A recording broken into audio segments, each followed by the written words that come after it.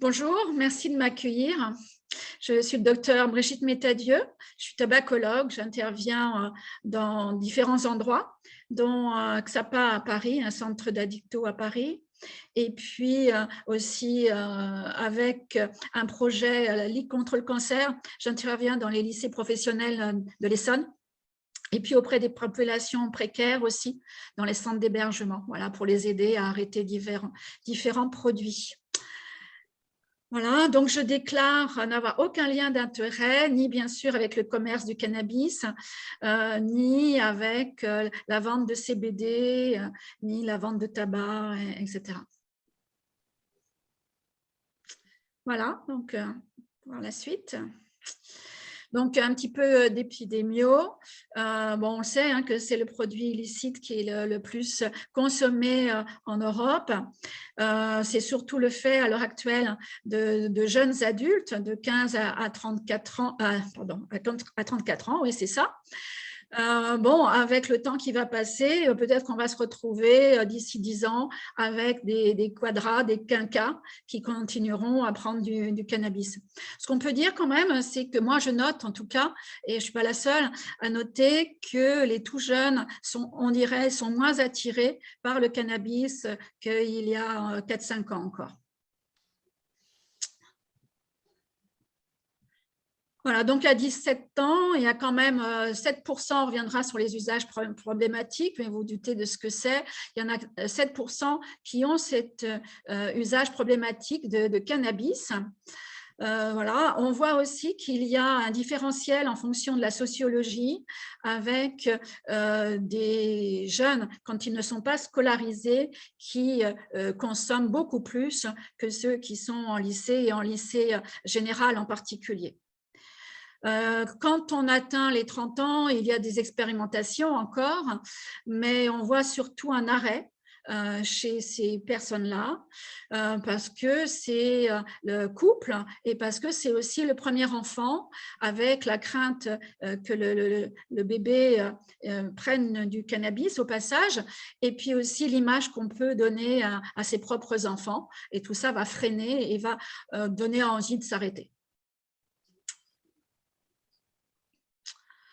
Oui, on voit qu'il y a peu de baisse. Il y a une petite augmentation, bon, surtout quand il y a eu le Covid. On a noté qu'il y avait cette augmentation de consommation de tabac, d'alcool, de cannabis. C'est revenu à peu près à la consommation de 2019, quand le Covid s'est estompé. Voilà. Mais là, maintenant, on a d'autres problématiques anxiogènes. On les connaît tous. Je ne vais pas faire la liste de tout ce qui se passe actuellement et qui est anxiogène. Et donc, ceux qui ont pris l'habitude pour baisser l'angoisse de consommer du cannabis, ceux-là ont du mal, bien sûr, à arrêter. Oui. Voilà, donc cannabis, il y en a deux sortes, mais bon, on va s'intéresser surtout au sativa. On y va. Voilà, donc c'est utilisé depuis très très très longtemps. On ne peut pas retrouver exactement le moment où on a commencé à l'utiliser, mais c'est vrai que l'individu utilise les plantes qu'il y a sur son terrain, sur son territoire, pour s'apaiser en définitive et peut-être pour faire aussi des expériences un peu hallucinogènes qui lui donnent l'impression, voilà, de regarder Dieu en face, comme on disait dans ma jeunesse. En majorité, donc, c'est le sativa avec le THC qui est donc psychostimulant et le CBD également psychostimulant, mais de façon différente. On va revenir sur la différence. Le chanvre, donc, on le cultive un peu partout dans le monde. On le cultive aussi en France depuis très, très longtemps. On faisait des cordes, on faisait des voiles aussi. Et le chanvre, pour que les agriculteurs aient le droit de le cultiver en France, il faut qu'ils démontrent qu'il ne contient pas de produits psychoactifs, ce fameux THC, ou très, très peu. Donc, c'est le principe psychoactif majeur, le THC, ça donne la défense, cette fameuse défense. Et on voit que pour plaire à un certain public, ils ont augmenté les doses en faisant des croisements de plantes. Ils ont augmenté les doses de THC. Donc, maintenant, c'est 25%. Et quand j'avais 15 ans, c'était 10%. Il y a un autre principe actif, il y en a une 90 à peu près dans le cannabis, le CBD qui est myorelaxant, qui agit sur le stress, qui agit sur les récepteurs à la sérotonine et également à la dopamine. Donc, bon, c'est quand même pas rien, mais il n'y a pas d'effet shoot, il n'y a pas d'effet défonce. Et donc, celui-là, il est agréé. Enfin, agréé. Disons qu'il n'est pas considéré comme produit illicite, ce n'est pas un stupéfiant, le CBD, au contraire du THC. Il y a des terpènes, on en parle beaucoup des terpènes, puisque ce sont les produits issus des arbres qui donnent cette impression de bien-être quand on se balade en forêt. Donc, il y a des terpènes dans le cannabis, parmi autres choses, et ces terpènes sont aussi des composants qui ajoutent à l'effet relaxant probablement. On ne connaît pas tout du cannabis, puisqu'il y a énormément de principes. Alors, comment ça se présente? Ça, vous savez aussi, il y a l'herbe qu'on appelle la bœuf. Alors, il y a des noms qui changent régulièrement pour ne pas se faire repérer aussi par la police. Elle est cultivée souvent en France, dans des grands hangars qu'il y a en Seine-et-Marne. Il y a différents endroits comme ça où c'est cultivé. Et on commence à avoir, enfin on commence, ça fait plusieurs années qu'il y a des consommations personnelles et des cultures personnelles dans des hangars également. Avec le changement climatique, on va aussi probablement avoir la possibilité de cultiver en grande quantité en France, surtout s'il y a une dépénalisation un jour. Voilà, ça se présente sous forme de fleurs qui concentrent beaucoup du produit et sous forme de feuilles séchées. C'est de plus en plus dosé en THC. L'herbe, ça se fume seul, mais c'est cher et c'est très puissant. Et puis, ça se fume avec du tabac. C'est la plupart du temps, c'est comme cela que ça se fume. Ça s'appelle un joint. Ça se fume aussi dans un narguilé et ça s'appelle un bang ou un bong. Et ça peut être aussi vaporisé sans tabac. Et ça, c'est l'info à faire passer quand on veut faire la réduction des risques, parce que la vaporisation n'utilise pas de tabac. Et bonsoir Claire. Et donc, réduit le risque de la combustion. On en reparlera, de la réduction des risques. La résine, donc ce sont des tiges, des feuilles qui ont été compactées, qui sont restées un bon moment comme ça, compactées. Il y en a très peu, il y a très peu de production en France. Ça vient, alors ça dépend des années aussi. Pour le moment, c'est beaucoup le Maroc et l'Albanie. Et ça vient sous forme de barrettes que l'on casse, que l'on fait chauffer et que l'on mélange avec du tabac. Voilà, donc le terme, souvent c'est touch et chichon, utilisé surtout par les tout jeunes. Autrement, c'est le joint. Voilà. Ça peut être aussi dans une pipe. Bon, c'est pas souvent, c'est peut-être les gens qui ont 60 ans, 70 ans qui mettent ça dans une pipe. Par contre, le spice cake, bon, ce sont des expérimentations. C'est un petit peu problématique parce que le gâteau va avoir une action beaucoup plus lente quand c'est ingéré. Et donc, on maîtrise beaucoup moins les effets parce que les effets peuvent durer des heures. C'est moins cher que l'herbe, le shit, et c'est souvent coupé, c'est ça le gros problème. C'est ça aussi qui pousse certains addictologues à demander à ce qu'il y ait une dépénalisation parce qu'à ce moment-là, le produit, bien sûr, va être suivi et il n'y aura pas le cirage, la terre, le henné qu'on peut retrouver dans le shit qui est vendu actuellement. Donc, notre production, c'est en hausse. Pourquoi en hausse? C'est pour d'abord assurer sa propre consommation. C'est pour éviter les dealers. Il y en a beaucoup qui n'ont pas du tout envie de se frotter avec ce milieu-là. Et puis, c'est pour contrôler la qualité également, et dans un second temps, faire du profit. Donc, ça correspond quand même, et là, ça date, les chiffres que je donne, là, 11,5%, c'était il y a un an, et donc, comme je sais que c'est en augmentation encore, donc ça veut dire que peut-être on est à 13%, 15% de taux production.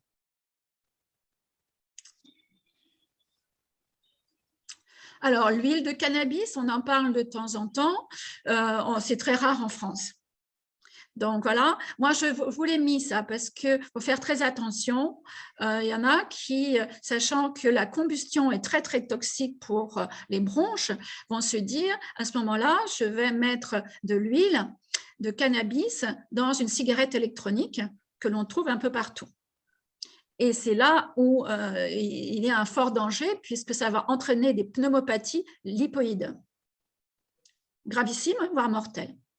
Donc, on ne met pas d'huile dans une cigarette électronique. Certes, le produit est visqueux quand on le fait tomber sur sa main ou sur une table. Le e-liquide est visqueux, mais ce n'est pas de l'huile.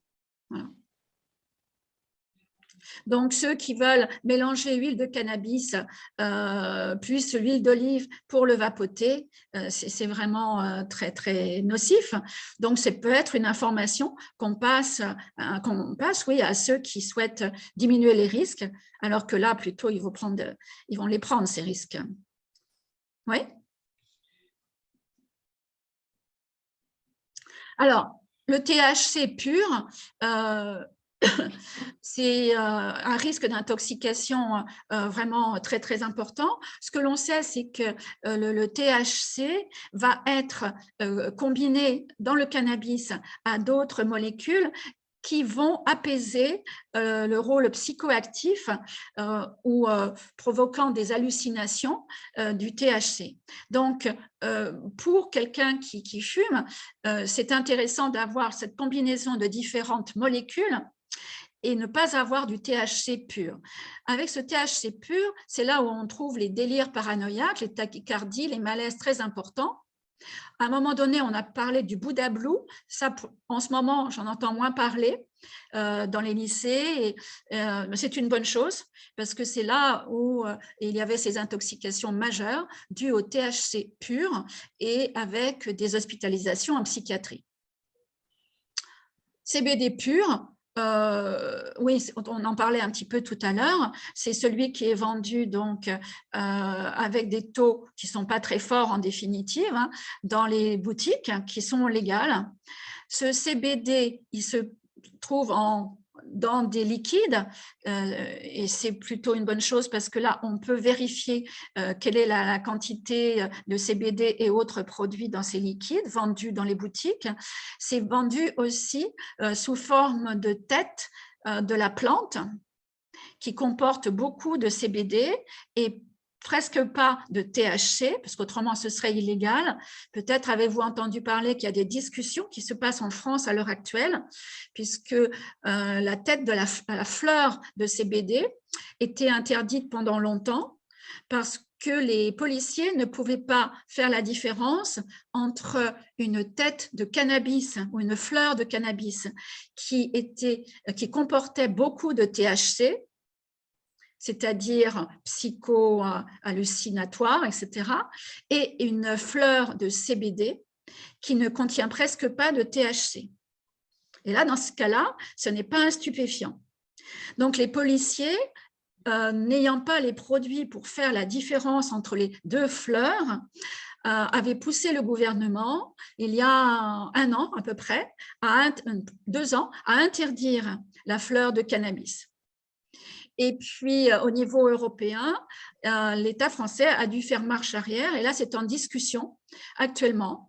Et on aura la réponse dans 1 mois peut-être. Et la solution qui était proposée par les addictologues, c'était que les policiers aient le produit pour faire la différence entre la fleur de cannabis qui contient beaucoup de THC et qui est donc un stupéfiant, et la fleur de cannabis qui contient du CBD. Voilà. Voilà, ça c'est CBD de synthèse, voilà, on peut passer. Alors, pourquoi donc, pourquoi le cannabis? Bon, chez l'ado, on le sait, il y a une quête d'identité, il y a un désir de transgresser. Et ce que l'on sait, c'est que plus l'environnement est fragilisant et plus l'expérimentation est précoce. Bon, quand on leur demande pourquoi ils ont pris ce produit-là, beaucoup d'adolescents disent que c'est pour se calmer, pour mieux dormir aussi.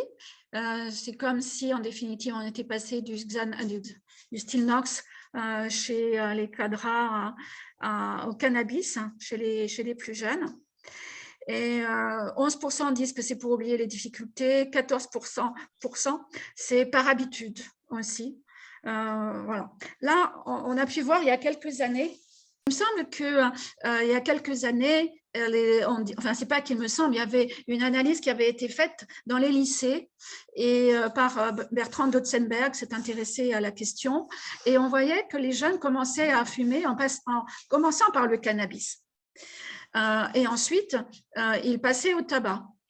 J'ai l'impression que les expérimentations, en commençant par le cannabis, ont diminué. Et que maintenant, c'est par d'autres produits comme la puff, qui est une cigarette électronique, et peut-être par quelque chose qui s'appelle le snus. Enfin, ça, c'est une autre histoire. Alors, suivante. Ce que l'on retrouve donc chez le jeune adulte, c'est se détendre. Pour oublier les soucis, se détendre. Pour faire la fête aussi. Et pour dormir, se défoncer. Et puis beaucoup pour lutter contre l'angoisse quand même. Voilà, donc peut-être un des messages importants qu'on pourrait avoir entre nous ce soir, c'est qu'il faut rechercher l'utilisation du cannabis seul.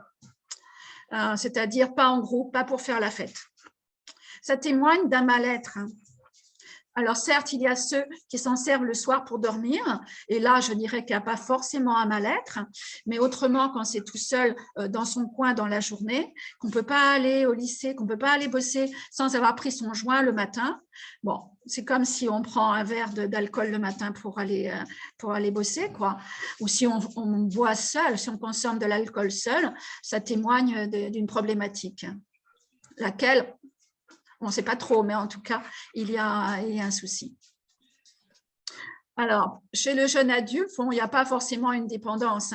Eux pensent qu'il y a une dépendance. Alors, dépendance au produit lui-même, non, ça, ce n'est pas vraiment avéré, sauf exception. Mais par contre, il peut y avoir une dépendance qu'on appelle dans notre jargon, dans votre jargon aussi, la dépendance comportementale. On a pris l'habitude de ce rendez-vous avec le cannabis. Dans les effets. On les connaît un peu tous. Bon, c'est quand même variable suivant l'individu. C'est comme l'alcool, comme d'autres choses. Donc, sensibilité personnelle. Et puis, il y a le contexte aussi. C'est pas la même chose de fumer quand tout va bien. Au contraire, quand on a un gros souci, la réaction va être différente. Et c'est ça aussi que doivent comprendre les jeunes qui ont envie de commencer. Mais bon, c'est pas forcément évident de leur faire de la formation à ce sujet. La voie d'administration aussi donne un effet différent. Par exemple, cette pipe à eau va donner des grandes quantités de cannabis que l'on va inhaler et donc qui vont arriver au niveau du cerveau, ce qui fait qu'il y a une défonce qui est vraiment très très forte avec un risque de syndrome paranoïaque plus important qu'avec d'autres façons de consommer. Et puis, il y a les produits associés. Il y en a qui s'amusent à mettre dans la pipe à eau plutôt de l'alcool que de l'eau. Et là, c'est plutôt toxique sur les neurones. Ce qu'il faut bien voir, je crois, c'est qu'assez rapidement, même le jeune, très jeune, c'est-à-dire 15 ans, 16 ans, qui fume assez régulièrement, il sait quel effet il recherche. Et il se procure l'herbe ou le shit qui correspond à l'effet qu'il recherche. Et le dealer connaît parfaitement, mieux que tous les addictos réunis, quels sont les produits qu'il a en boutique et l'effet de chaque produit. Et il va, comme ça, pouvoir répondre à la demande précise du consommateur. Et il va pouvoir aussi donner des conseils sur l'utilisation et sur le mode aussi d'utilisation, c'est-à-dire le joint ou bien d'autres modes en fonction du produit qu'il vend. Et bon, quand il y a un contexte favorable, ça peut être intéressant de demander quel type d'effet recherche la personne et quel produit il se procure. C'est toujours intéressant. On en apprend beaucoup. C'est toujours intéressant. Il y en a qui vont chercher des graines pour faire leur propre consommation, pas avoir d'ennui avec les dealers, etc., qui vont chercher dans le sud de la France certaines graines qui donnent certaines herbes. Oui. Donc, l'effet est rapide, quelques minutes. Il y a un pic à 15 minutes et puis la fin est en général 3 à 4 heures après. Le problème du spice cake, comme je le disais tout à l'heure, c'est que ça dure longtemps. Ce qui fait que si l'effet n'est pas agréable, la personne va connaître un effet donc désagréable, presque un délire paranoïaque, pendant 4 heures, 8 heures. Donc, l'euphorie, les rires, la détente, l'apaisement, il y a donc une libération de dopamine. Il y a ce délire qui fait qu'on perçoit la musique, les couleurs différemment. Il y a un oubli des soucis. Et puis, pour ceux qui prennent beaucoup, qui vont fumer plusieurs joints, il y a la recherche d'une défense. Pareil que quand on fait un binge drinking. Deuxième temps, il y a donc cette somnolence, l'endormissement. Et puis, donc, c'est orexigène, c'est ce qui est recherché aussi actuellement quand on en donne en cancéro, puisqu'il y a une stimulation de l'appétit, il n'y a pas énormément de produits qui procurent ça. Oui. Donc, en juin, il y a une montée rapide. La toxicité essentielle, ce n'est pas au niveau neurologique vraiment, mais c'est lié à la combustion. Bon, je vais peut-être en parler tout de suite, c'est qu'avec le joint, on a une toxicité sur les bronches en particulier qui est 4 fois plus importante qu'avec une cigarette traditionnelle parce que le joint n'est pas tassé. Et c'est pareil avec les cigarettes, c'est pas parce que ça contient du cannabis, c'est parce que le produit n'est pas tassé. Et c'est la même chose avec une cigarette roulée. Voilà, donc le pire, à mon avis, c'est donc fumer en bang. C'est une montée puissante, très très puissante, avec donc une bouffée de THC très importante. Ça, c'est une grosse défonce qui doit alerter. Souvent, quand même, ils se retrouvent en hôpital psychiatrique, donc on les voit à la sortie. Et donc, il faudrait chercher pourquoi ils sont allés chercher cette défonce-là. Ça peut créer une dépendance puisque ça monte très rapidement là, au cerveau. Et voilà, donc il y a un oubli total et il peut y avoir une recherche de cette défonce et qui crée donc une dépendance. Et c'est là où il y a des effets sur la mémoire qui sont importants. Il y avait quand même, donc l'année dernière, il y avait une enquête qui avait été faite en Bretagne et 50% des jeunes qui avaient déjà consommé du cannabis avaient testé ce bang. Donc, c'est pas rien. En chicha, c'est moins pire, mais c'est quand même pas loin du bang. Et donc là, il y a une toxicité plus, comme avec la chicha, qui est liée à la combustion. Ouais.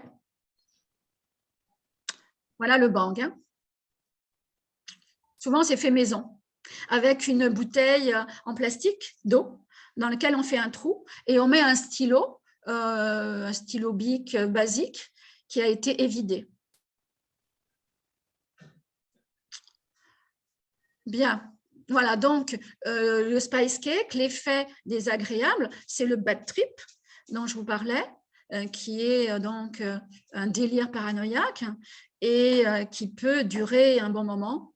Et voilà, en général, les personnes qui ont fait cette expérience-là, de manger un gâteau, etc., où il y avait du cannabis et qui l'ont mal supporté et qui ont une paranoïa plus ou moins importante, étant donné que ça dure, c'est certainement une chose qui va les faire arrêter. Et quand on leur demande, même les jeunes que je vois là, qui ont 16 ans, 17 ans, 18 ans, c'est souvent un délire paranoïaque plus ou moins important qui les a fait arrêter définitivement le cannabis. Tellement c'est désagréable.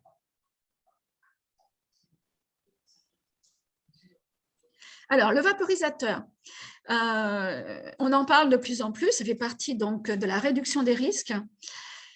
C'est difficile d'en parler parce qu'en France, contrairement à l'Angleterre, contrairement à d'autres pays anglo-saxons en particulier, on voudrait que les personnes arrêtent et de consommer de tout. Mais la réduction des risques, on ne veut pas en parler parce qu'on a l'impression qu'ils continuent à consommer. C'est sûr qu'ils continuent à consommer, mais en attendant d'arrêter, ils ne mettent pas en péril ou quasiment pas en péril leur santé. Voilà. Donc, c'est une vision réaliste des choses qui est pour le moment qui est un petit peu difficile à faire passer. Donc, avec les seringues jetables, il y a quoi, il y a 30 ans, quelque chose comme ça. Là, il y avait des morts. Donc, bon, la réduction des risques, vraiment, là, avait fait preuve de son efficacité. On ne s'était pas trop posé de questions morales. Mais là, pour d'autres choses, c'est compliqué. Par exemple, avec la cigarette électronique, on est en plein dans la réduction des risques et ça passe mal. Alors, le vaporisateur, c'est vendu sur Internet, c'est vendu un peu partout. C'est vendu en général, pour que ce soit légal, on met que c'est pour vaporiser donc des plantes.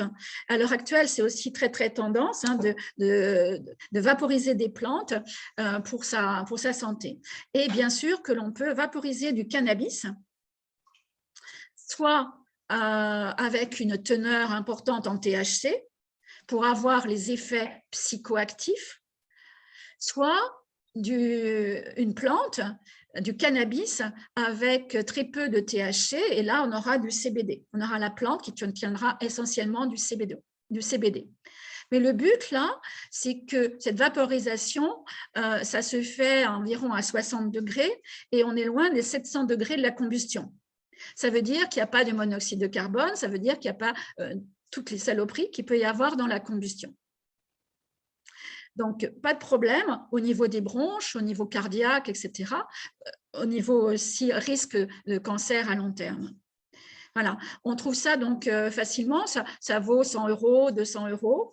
Et pour ceux qui ne veulent pas arrêter le cannabis, soit le cannabis très récréatif ou soit celui qui permet un petit peu de déstresser, qui contient le CBD, je pense que c'est une bonne formule en attendant de complètement arrêter.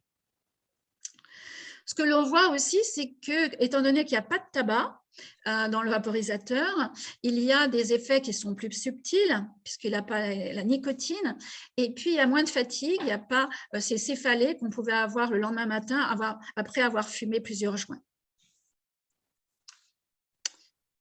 Voilà.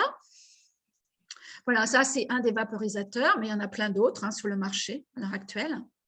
Ça, il est un peu cher, celui-là. Alors, j'avais envie de vous parler, donc, la toxicité, ça se fait mal. Voilà, ça c'est la combustion du joint.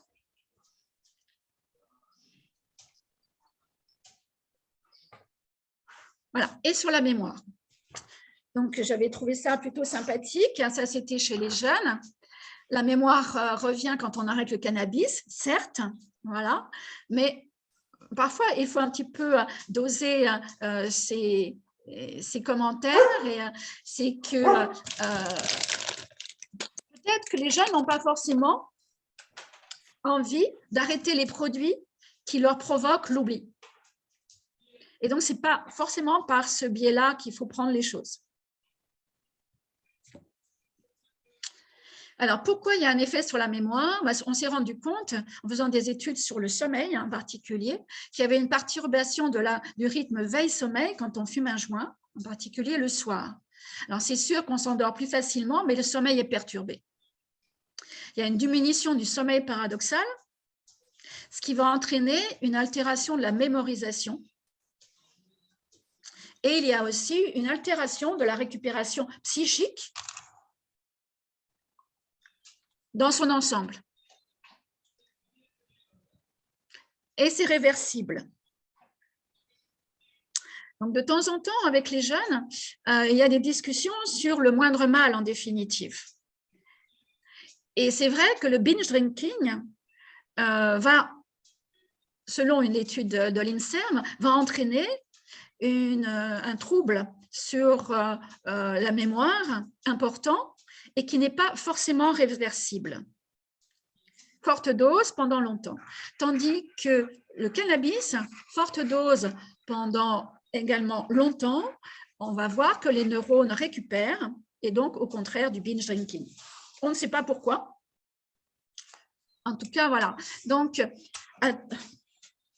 à choisir, il vaut mieux prendre un joint qu'avoir ce binge drinking.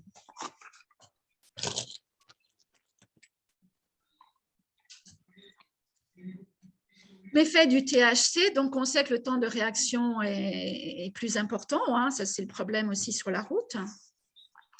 Difficulté d'accomplir des tâches complexes, trouble de la coordination motrice, la conduite est lente aussi, donc bon, c'est peut-être un peu mieux que l'alcool sur la route, et ça peut donner des troubles anxieux qui sont intenses. On passe, voilà. Ce fameux bad trip, donc on en a parlé tout à l'heure, on considère que c'est un trauma psychique quand on l'a vécu. C'est favorisé, quand on fait l'anamnèse, c'est favorisé par des produits à fort teneur en THC, du 25% par exemple. Il y en a qui disent « Oh, ça ne va jamais m'arriver parce que je fume de temps en temps depuis 5 ans ou 10 ans. » Ben, ça, maintenant, on se rend compte que ce n'est pas vrai. C'est-à-dire que ça peut arriver à tout moment, mais c'est vrai que s'il y a un contexte stressant, l'individu peut avoir plus facilement un bad trip. Ce que l'on conseille, c'est que pour ceux qui auraient envie d'arrêter, mais est-ce qu'on les voit, pardon, de commencer, mais est-ce qu'on les voit ceux-là? Ce n'est pas évident. Ne pas fumer seul pour la première fois, être avec des gens qu'on aime bien, se mettre dans un endroit calme. Allez. La bouffée délirante aiguë, c'est différent du bad trip. Ça n'est pas loin, mais ce n'est pas forcément quelque chose de paranoïaque. C'est une désorientation profonde et qui peut nécessiter l'hospitalisation. Ça dure longtemps, ce qui nécessite l'hospitalisation.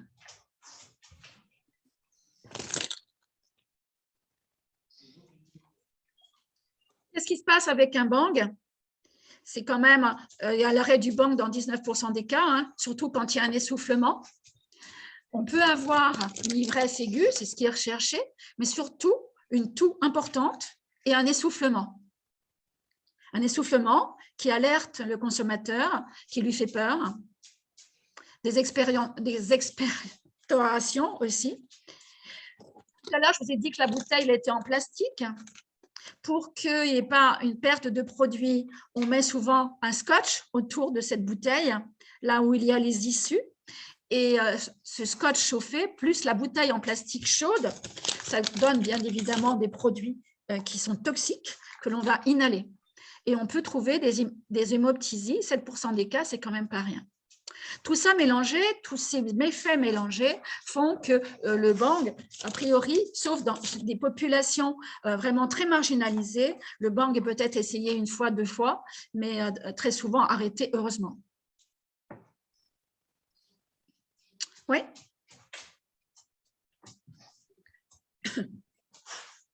Alors, c'est un jeune en général donc, qui essaye le cannabis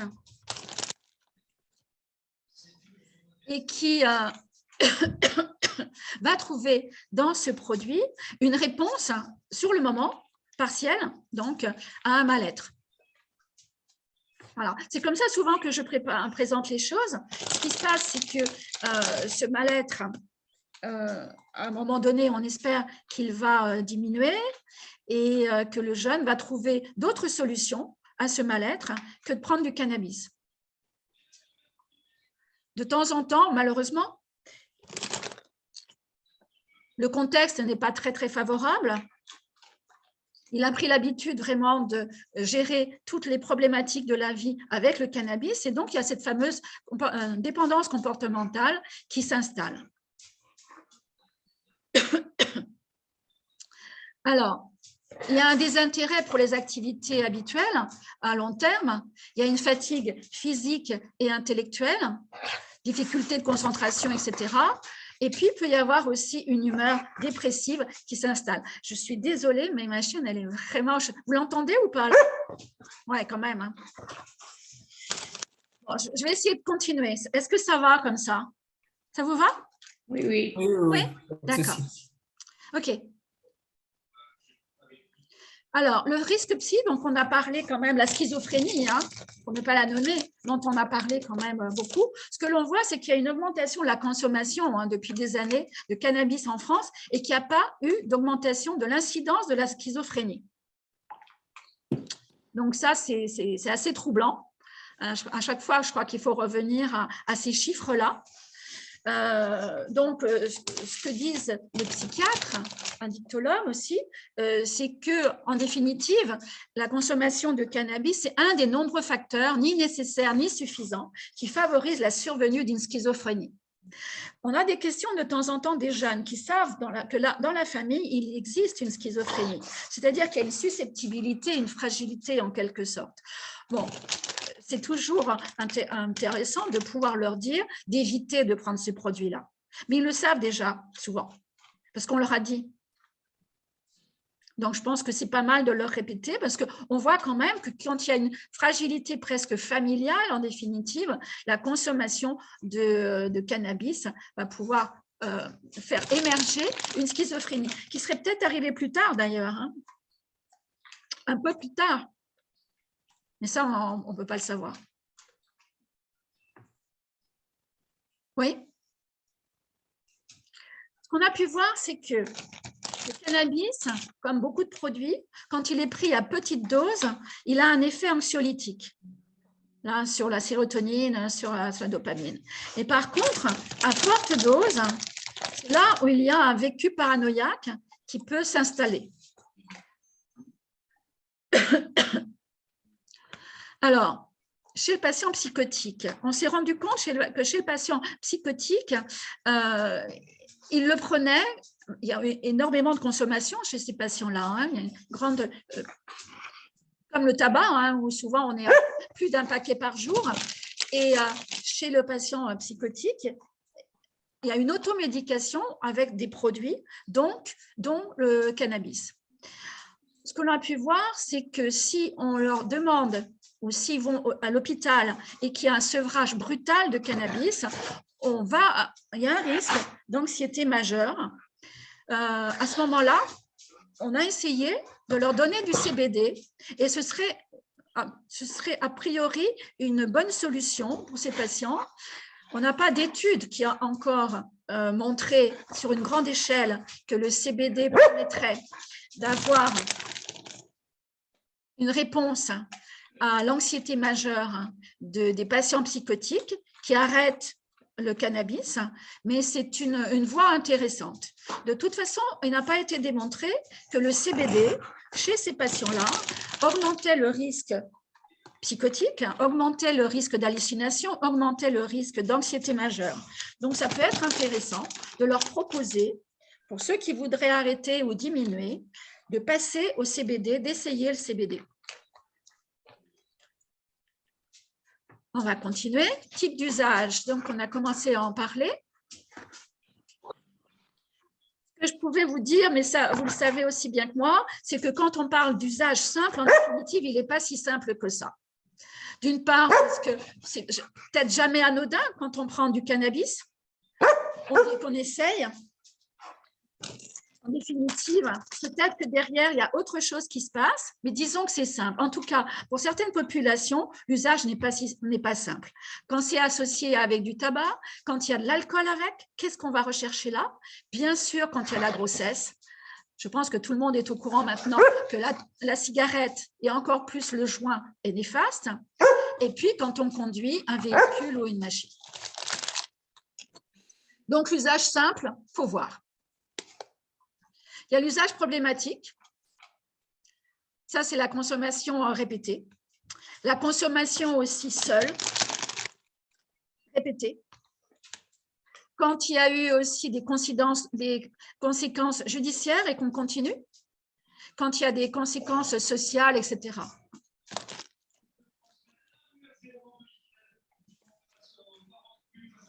Donc, il y a peu de dépendance, de vraie dépendance, sauf parfois avec le bang, mais c'est surtout des rituels, par exemple pour le sommeil.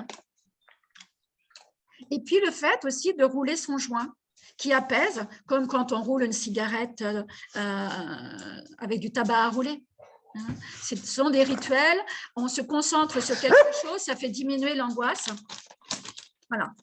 Alors, la dépendance, qu'est-ce que ce serait? Ce serait des signes de manque, plus surtout une organisation de la vie autour du produit. Et moi, je crois plus à l'organisation de la vie autour du produit.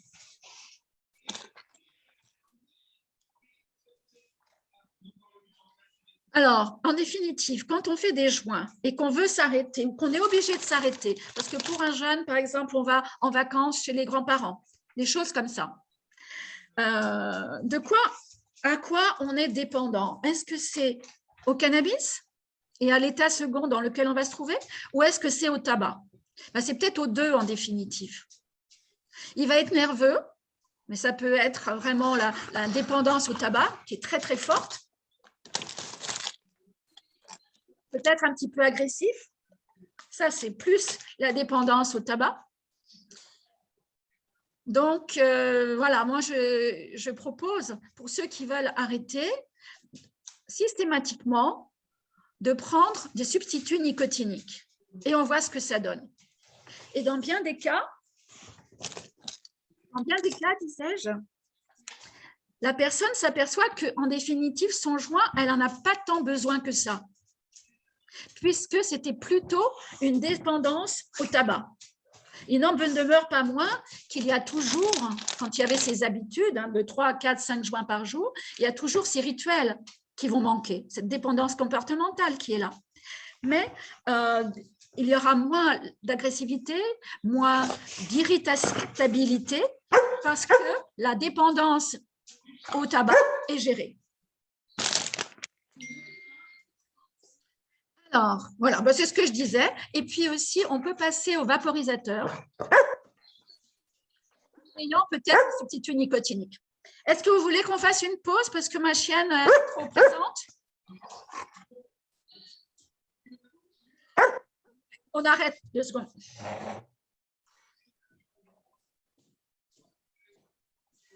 Ça suffit là. Ça suffit. Ça suffit.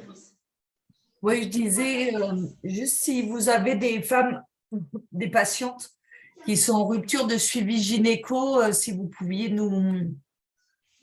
Ah, je vais y arriver, excusez-moi.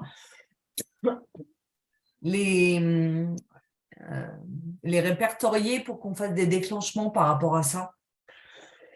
On les déclencherait dans quoi? Dans rupture de suivi gynéco. Ah, j'ai pas vu, ouais, c'est intitulé, d'accord. C'est Clément, c'est le bon intitulé. Non, mais une fois, en fait, une fois que vous êtes habitué, on vous rajoute encore des choses les unes après les autres. Ah, d'accord. Et voilà, comme ça, on aura tout validé. Mais voilà, si vous en croisez en consultation, vous déclenchez rupture de suivi gynéco. Mais souvent, c'est le gynéco qui fait la rupture, en fait. Il dit qu'il ne sert à rien qu'il les suit, qu'il continue à les suivre. Non, mais par exemple, si vous vous apercevez une patiente qui n'a pas vu de gynéco ou de sage-femme ou de médecin généraliste depuis un certain temps, vous pouvez le déclencher. D'accord. Voilà. j'ai fini. On la prévient pas, par contre. Vous voulez qu'on revienne en arrière un petit peu? Ça suffit là. Tu peux ne pas la prévenir dans un premier temps, ouais. Mais si tu la vois en consulte, tu la préviens. Oui, bien sûr, ouais.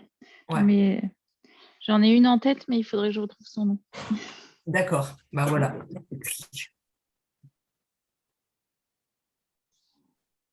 Désolée. Non, c'est moi qui suis désolée. Je crois que la prochaine fois, elle va aller chez Monsieur Pascal Charbonnel, cette chienne. Alors, peut-être qu'on reprend juste avant. Attends, ça arrive. Stop. Donc, oui, cette dépendance au tabac, je disais, je pense que ça peut-être que ça peut être intéressant pour nous, ça. Hein. C'est qu'on ne sait pas bien, en définitive, quand il y a une dépendance au cannabis où la personne dit, elle ne va pas forcément prononcer le terme de dépendance, mais elle a du mal à s'arrêter. Elle a essayé de diminuer, elle est arrivée à un stade où il reste 2, 3 joints par jour. Elle dit qu'elle ne peut pas vivre sans, qu'elle ne peut pas faire des activités dans la journée sans prendre ces quelques joints, alors qu'elle commence à avoir peur de la police, peur pour les enfants, si elle a des enfants, etc. Donc là, souvent, on est en face à une double dépendance, à une dépendance un petit peu au cannabis, surtout au rituel, et puis une dépendance au tabac. Et moi, je mettrais la dépendance au tabac en premier. Et c'est assez violent parce qu'on voit toutes ces personnes, en raison du coût du tabac, qui ont réussi à passer de 1 paquet à 5 cigarettes, et ils sont vraiment très, très courageux parce qu'ils sont mal. Vraiment, ils sont en sous-dosage de nicotine et ça rend agressif, ça rend irritable. Et voilà, et c'est ce qui se passe avec la plupart de ceux qui veulent arrêter les joints et qui n'y arrivent pas ou mal. Voilà. Donc, je pense que c'est intéressant de mettre dans le joint des herbes que l'on trouve donc dans les boutiques qui vendent du CBD, qui vendent des cigarettes électroniques.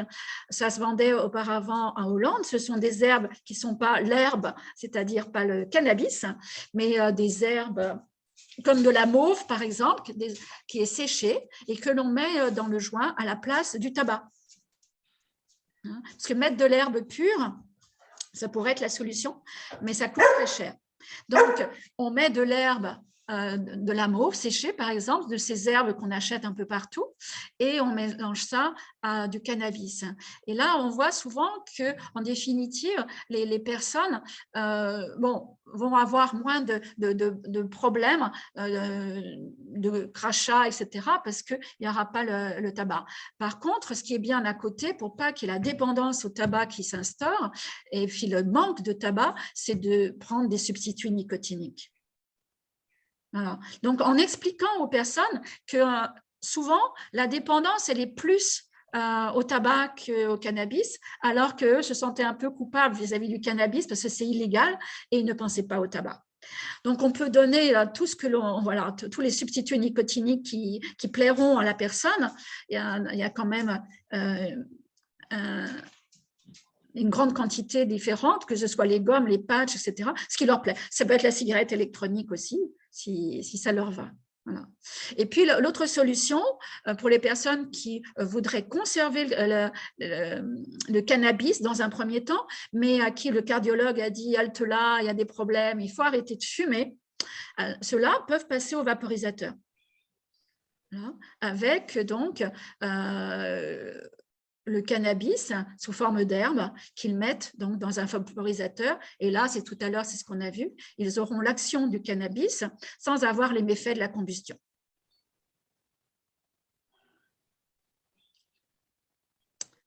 Alors, il y a un questionnaire que l'on peut passer. Ça peut donner, pour certains qui aiment les questionnaires, c'est vrai que ça donne l'opportunité après de rebondir sur les réponses. Après, chacun, il y en a qui aiment bien les questionnaires, il y en a qui n'aiment pas trop. Voilà, celui qui est le questionnaire CAST. Voilà. Je vous ai mis en rouge les questions qui me semblent vraiment importantes. Parce que vous déjà fumez du cannabis avant de me dire, l'ado, l'étudiant qui se lève à 11 heures, ça n'a pas beaucoup d'intérêt. Par contre, fumer du cannabis quand on est seul, C'est pas la même chose. Et là, c'est intéressant de savoir si c'est le soir pour s'endormir, je me répète peut-être, ou si c'est toute la journée qu'on fume du cannabis seul. Est-ce que des amis ou membres de la famille vous ont-ils déjà dit que vous devriez réduire votre consommation? Alors là, c'est plutôt les amis. Parce que la famille, même si c'est un joint par jour, généralement, on va dire halte là. Par contre, les amis ont plus de poids, je trouve, dans cette histoire de réduction de consommation. Quand les amis s'inquiètent, il y a de quoi s'inquiéter. Et est-ce que vous avez déjà essayé de réduire ou d'arrêter sans y arriver?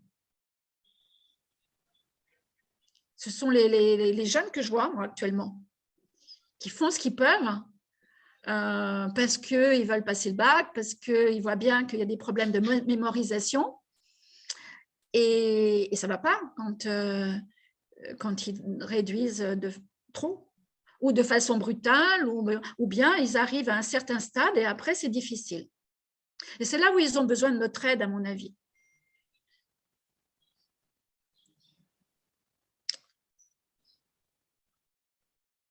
Donc là, je vous ai mis le score. Hein.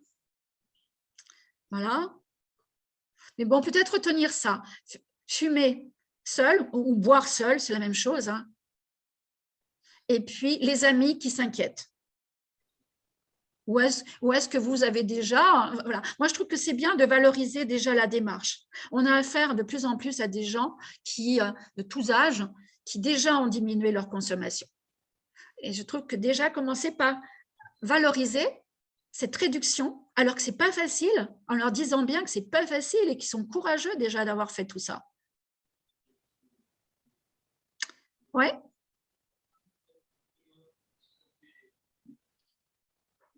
Donc là, je répète ce que j'ai dit déjà, mais là, on rajoute que quand il y a un repli sur soi, bien sûr, on s'inquiète, et puis perte d'intérêt pour les activités habituelles. Ça, on le retrouve assez souvent. Et ce qui peut redonner du cœur à l'ouvrage, c'est-à-dire une espérance, puis l'envie d'aller plus loin, c'est de dire, mais qu'est-ce que vous faisiez avant ? Et bien sûr, vous allez pouvoir refaire les choses que vous faisiez avant, c'est-à-dire du sport, qui souvent avait été un peu lâché, parce qu'on a la flemme, on n'a plus tellement envie de se bouger. Mais quand même, on a gardé le goût du sport, on a gardé en soi ce plaisir qu'on avait à faire du sport, et leur dire que ce sera possible très très vite, qu'ils vont pouvoir se remettre à faire du sport, qu'il n'y a pas de problème au niveau cardiaque, même s'ils continuent à fumer un joint par jour, ils peuvent bien sûr faire du sport. Je crois qu'il y a beaucoup de gens qui arrêtent aussi parce qu'ils ont peur de faire du sport alors qu'ils fument. Et je crois qu'on peut les rassurer là-dessus. Et en faisant du sport, ils vont trouver une autre forme de plaisir, mais qui va certainement compenser, enfin, on espère, la diminution du plaisir ressenti avec le cannabis.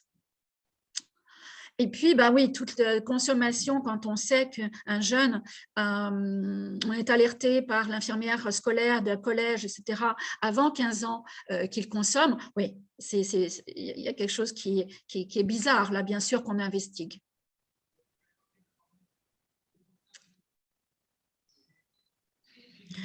Alors, bah, comme pour toute consommation un peu bizarre comme ça, hein, bien sûr qu'il faut voir ce qui lui importe et ne pas projeter, nous, nos problématiques, c'est-à-dire qu'on peut penser que, étant donné qu'il n'a pas énormément d'argent, le fait de fumer lui coûte cher et en définitive, ce n'est pas ça qui lui importe. Donc, il faut voir ce qui pose problème à la personne avant tout. Alors, ça peut être santé, ça peut être scolaire, ça peut être aussi l'image que l'on donne et en entretien motivationnel, c'est souvent la base du travail que l'on fait avec les personnes en addictologie, enfin, un entretien motivationnel et on demande ce qui pose problème. Et en creusant, on voit souvent que c'est l'image qu'on va donner soit à ses propres parents, même quand on a 40 ans, soit à ses enfants, soit à la communauté dans laquelle on est. Et c'est aussi la communauté religieuse. Et moi, je note un impact de plus en plus fort de la communauté religieuse. musulmane en particulier.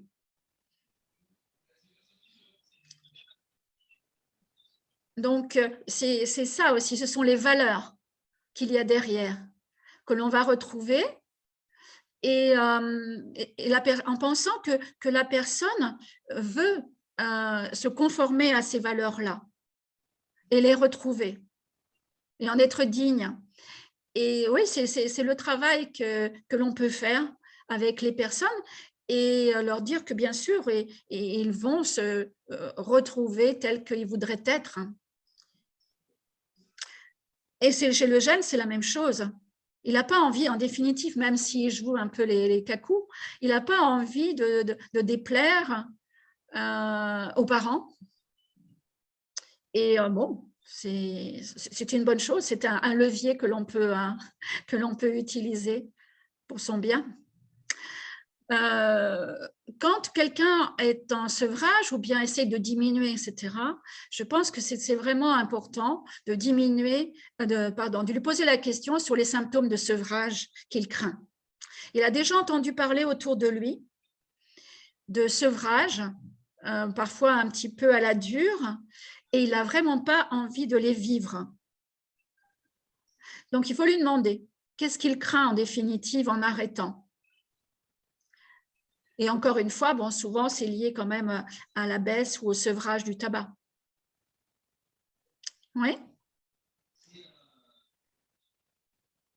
Donc, quand il y a sevrage, ça ne dure pas longtemps. Ça, on peut le rassurer. À la différence du tabac quand même, où ça dure longtemps et où on garde en tête le tabac pendant très longtemps, avec des rêves autour du tabac, etc. Le cannabis, non. En 7 jours, le cannabis, il est évacué quand on n'en a pas fumé pendant un bon moment. Alors, en même temps, il peut y avoir de l'irritabilité, mais ça, est-ce que c'est le tabac? Est-ce que c'est le cannabis? Mais il ne reste pas, en tout cas, dans la tête, ce cannabis. Moi, je n'ai jamais entendu quelqu'un dire « j'ai arrêté le cannabis il y a 5 ans et j'y pense toujours ». Jamais. Peut-être que je ne vais pas suffisamment le chercher non plus, mais je ne crois pas. Le souci, c'est le sevrage dans les cas où l'individu s'en sert comme hypnotique. Parce que tous disent que quand ils ont pris l'habitude de fumer un joint ou deux le soir pour s'endormir, apparemment, là, ce n'est pas vraiment une dépendance, mais quand même, c'est une vraie insomnie qui se met en place et ça va durer 2 à 3 jours. Donc, ça me semble important d'anticiper, de rassurer, de dire que ça ne va pas durer plus que 2 à 3 jours.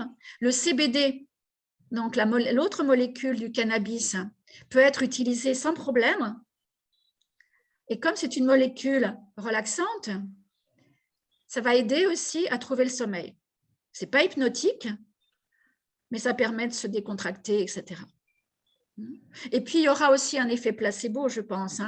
Ça peut être associé aussi à une tisane, tilleul, etc. Enfin, toutes les choses comme ça. Plus aussi méditation pleine conscience. Enfin, ce que la personne a envie d'essayer pour trouver le sommeil et être pas trop mal pendant ces 2-3 jours où elle va se passer du joint. Après, on peut jouer aussi avec les quantités. C'est comme on fait avec les hypnotiques, en prendre un jour sur 2, ou bien la moitié d'un comprimé pendant une semaine. Et puis voilà, là, on peut prendre aussi, au lieu de 2 joints, en prendre plus qu'un. Et après, la moitié d'un joint, un jour sur 2, diminuer doucement comme ça.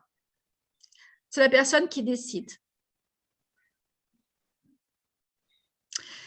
Mais c'est vrai que là, ce que je mettais en dernière partie, c'est que quand même, ce que l'on sait, c'est que le joint du soir est important pour beaucoup de monde.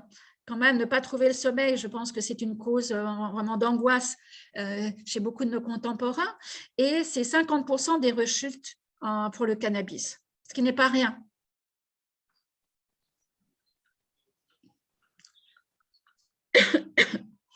Donc, bon, les signes, la vie quotidienne, bien sûr, on en a parlé, hein, ça se passe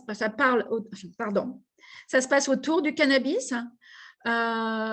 C'est pas forcément le cannabis qui impose ça, mais c'est que la personne a besoin de ces repères-là parce que peut-être qu'elle en a plus d'autres.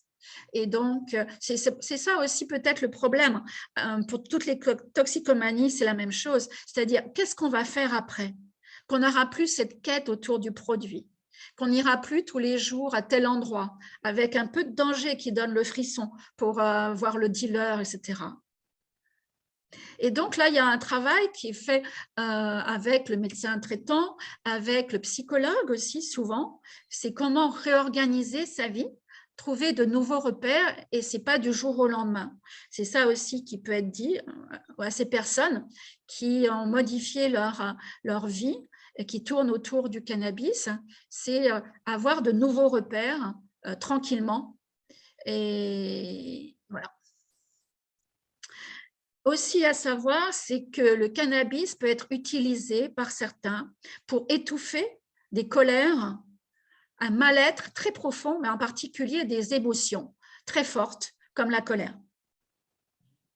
Donc ça, on ne le sait pas forcément au départ, mais quand on creuse un peu, on peut demander à la personne pourquoi elle prend du cannabis et peut-être l'aider à aller plus loin que ça me fait du bien. On va trouver assez facilement, je trouve, la colère comme raison invoquée pour la prise de cannabis. Et là, il y a la peur, si on arrête le cannabis, de retrouver cette colère. Et ça veut dire aussi que parfois, il y a une peur de passage à l'acte agressif vis-à-vis de l'entourage. Donc là, il y a un travail, bien évidemment, on espère qu'un travail peut être mis en place avec psychologue. Je vous rappelle, si c'est un jeune dont il s'agit, moins de 25 ans, qu'il y a les CJC, c'est-à-dire les consultations jeunes consommateurs qui ont lieu dans tous les XAPA. XAPA, il y en a partout, dans tous les départements. Et donc, pour que le jeune exprime sa colère et comprenne d'où elle vient, etc. Enfin, tout ce travail psychologique et éviter que le cannabis soit sa seule solution.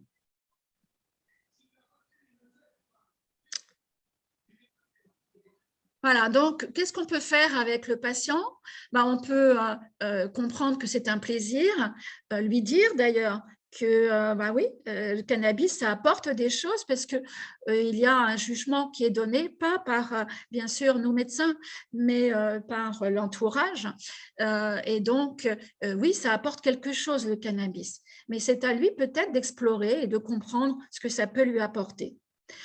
Et parallèlement, on peut lui demander quels sont les autres plaisirs qui existent. Et s'il n'y en a plus d'autres, lui demander mais qu'est-ce qu'il y avait avant dans votre vie? Et s'il a commencé le cannabis à 15 ans, à 14 ans, il y avait des choses qui lui plaisaient. Et lui faire parler de cela. Et lui dire que c'est toujours possible de retrouver ces plaisirs-là. Et moi, ça, je trouve ça assez efficace. On ouvre. Il n'est plus seulement le fumeur de cannabis. Il est un tel qui a d'autres plaisirs dans la vie, ou en a eu d'autres en tout cas, et qui restent ancrés en lui, dans son cerveau. Souvent, il s'aperçoit quand même qu'il est avec un groupe qui fume essentiellement du cannabis. Voilà. Et donc, qu'il s'est mis à distance des autres et il peut craindre, ou elle peut, à chaque fois, j'ai dit il, mais c'est vrai qu'il y a aussi les femmes qui fument. Donc, il ou elle peut craindre de revenir vers des amis qui ne fument pas. Voilà. Et donc, ça se travaille aussi. On peut rassurer en disant que le cannabis dans notre société, c'est vrai qu'il est utilisé dans beaucoup d'endroits, dans beaucoup de cercles, et que voilà, il n'y aura pas forcément un avis négatif. Et que certainement que certains de ses amis seront contents de le revoir aussi. Enfin bon, je m'avance peut-être un peu, mais vous voyez ce que je veux dire. Voilà. Donc, la personne dit que ça comble l'ennui. On trouve beaucoup ça. En définitive, comme sa vie tourne autour du cannabis, il va diminuer ses activités Donc, c'est sûr que s'il arrête le cannabis, il va s'ennuyer. Et donc, la première chose qu'il va faire, c'est essayer de reprendre le cannabis pour combler cet ennui. Mais nous, peut-être, notre rôle est de lui dire qu'il a diminué les activités. Et donc, s'il reprend des activités, les anciennes ou d'autres, bah, l'ennui va être beaucoup moins prégnant. C'est du bon sens, hein, souvent, mais parfois, quand on voit les regards étonnés, on se rend compte que ce bon sens avait été mis de côté. Et puis, bah oui, les problèmes, ils le savent, hein, même à 15 ans, ils le savent pertinemment que les problèmes ont été mis de côté pour un temps, mais qui sont toujours présents. Mais pour eux, c'était toujours ça de gagner. Et ça, je pense qu'il faut le respecter. C'était un moment sans souci qui a été gagné. Oui. Voilà, donc, oui, on repart sur pourquoi, quel est l'objectif, son objectif à lui, et nous, ce n'est pas à nous de plaquer, même s'il a fait 2 infarctus et qu'il y a de grandes chances que ce soit les 6 joints par jour. Vous savez que chez les gens de 40 ans, on en voit de plus en plus d'infarctus liés au cannabis. Mais en même temps, peut-être qu'il veut arrêter pour autre chose. Ce n'est pas les infarctus, donc il faut l'entendre. Entendre les craintes d'être rejeté. En définitive, on peut avoir aussi un rôle de soutien, hein, comme quoi nous, on sera là, même si c'est un petit peu brinque-ballant dans l'entourage, parce qu'il a décidé d'arrêter et donc de ne plus être avec le même cercle, etc. Nous, on est là. Financier, mettre des chiffres sur le coût, ouais. Ça, normalement, il l'a déjà fait, mais parfois, il l'a fait à moitié ou elle l'a fait à moitié. Et donc, ça peut être intéressant pour certaines personnes de se rendre compte. Et puis, la loi. Est-ce qu'il a déjà été arrêté? Est-ce qu'il craint ou pas? S'il ne craint pas du tout la loi, qu'est-ce que ça veut dire? Voilà. Ceux qui fument dans des voitures, vous savez, ça fait… Alors, ils appellent ça… comment on appelle ça? Là où on met les poissons. Un aquarium. Oui, ils appellent ça l'aquarium. Ils commencent à le savoir aussi, que s'ils restent une après-midi à fumer des joints, enfin, que les autres fument des joints et qu'eux sont à côté, ils vont avoir, si on fait des prélèvements, ils vont avoir du cannabis dans les prélèvements. Donc c'est bon à savoir. Alors, ces jeunes et ces moins jeunes, ils ont très souvent des stratégies qui sont à valoriser. Ils ont essayé des choses qui ont plus ou moins bien marché, donc il faut qu'ils nous en parlent.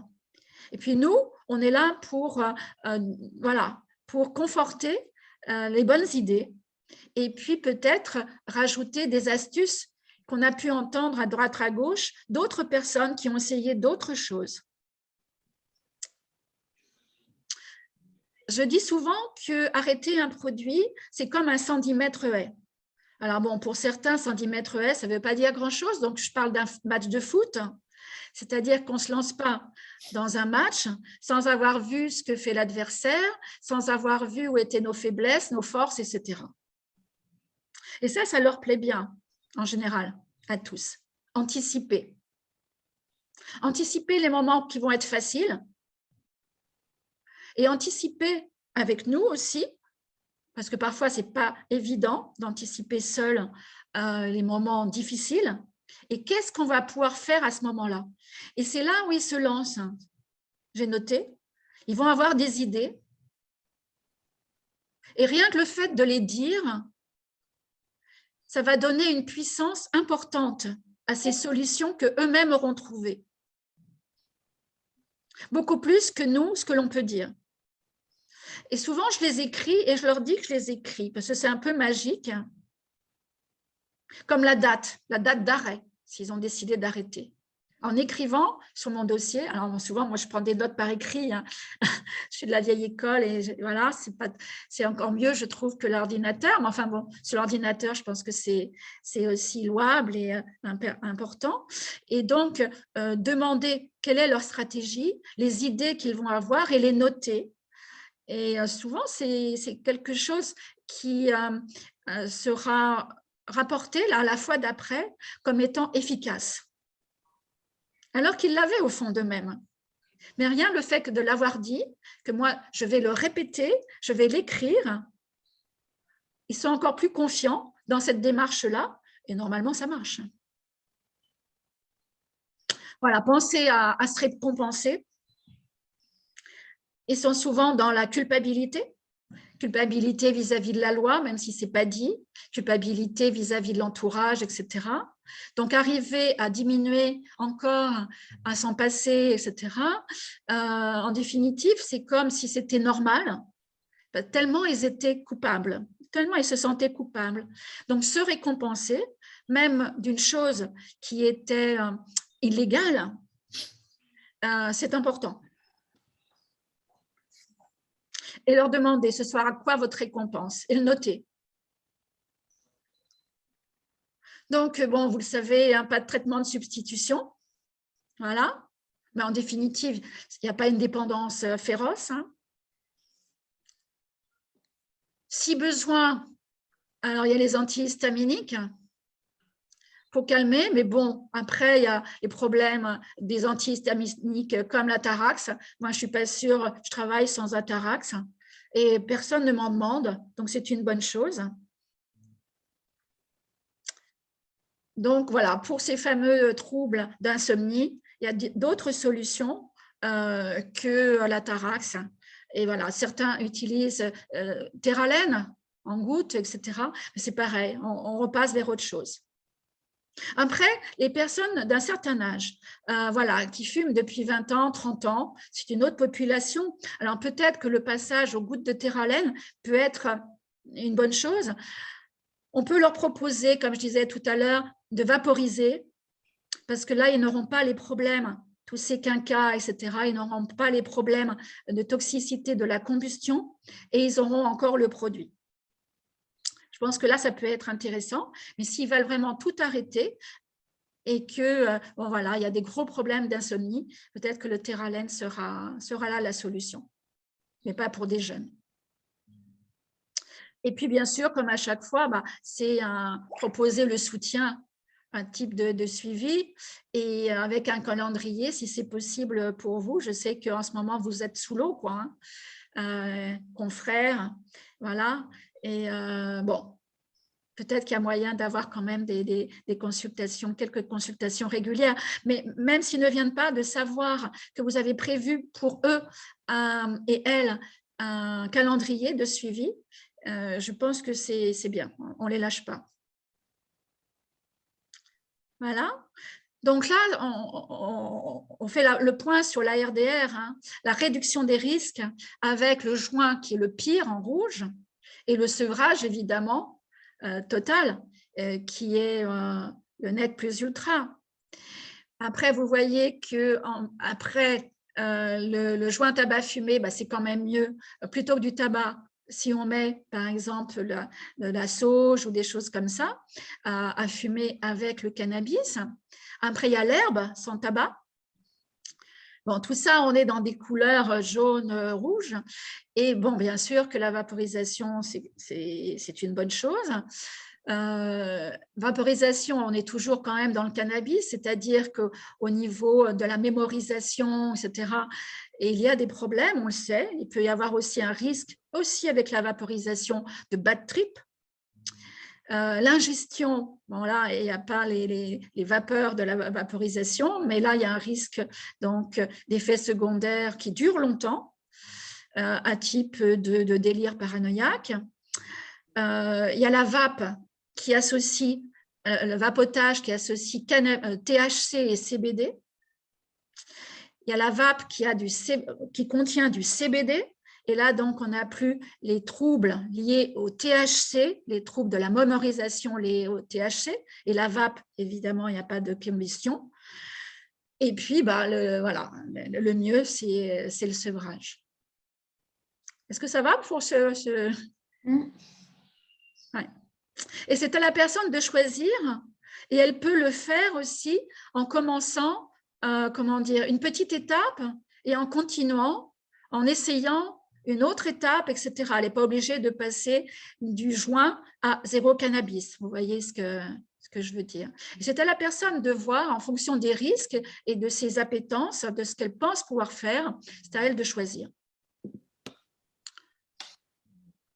Voilà, donc ça reprend le tableau qu'on vient de voir. Hein.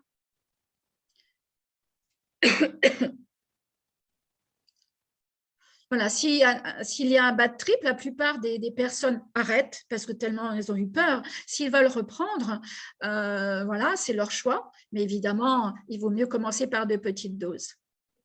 Et puis, s'ils veulent continuer à prendre du cannabis, que ce soit vaporisé ou bien sous forme de joint, il vaut mieux boire de l'eau régulièrement et il vaut mieux aussi manger. Et bien évidemment, éviter de conduire des machines.